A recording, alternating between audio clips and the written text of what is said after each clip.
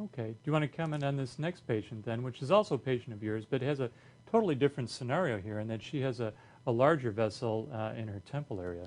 Well, this one's interesting, I think, Rick, because here's a woman, and men and women often have this, where they have large blue veins on their forehead, under or beside their eye. Now, there's a few things that I think are worthwhile reflecting on here. One is that a lot of people have this and they hate it.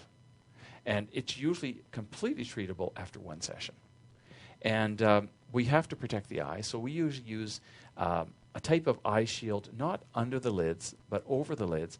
But it's a large oval eye shield that you press right up against the orbital margin to protect the eye, of course. And you can get them from Oculoplastique in Montreal. And then because they're quite blue, they're going to pull in a lot of light, but they're of the size that you have to have enough heat there for a while. So I use 140 joules per centimeter squared, which is a fair kick. 7 millimeters, because they're fairly large, and I want the light to be there and the heat to be there for quite a long period of time, 45 milliseconds. I think what's important is that when you're treating large vessels, I add something to the cooling system of the device. And I use a little ice immediately before for perhaps 2 or 3 seconds. Then I'll do 2 pulses and put the ice on again. And then I'll move, and I'll go from peripheral to central.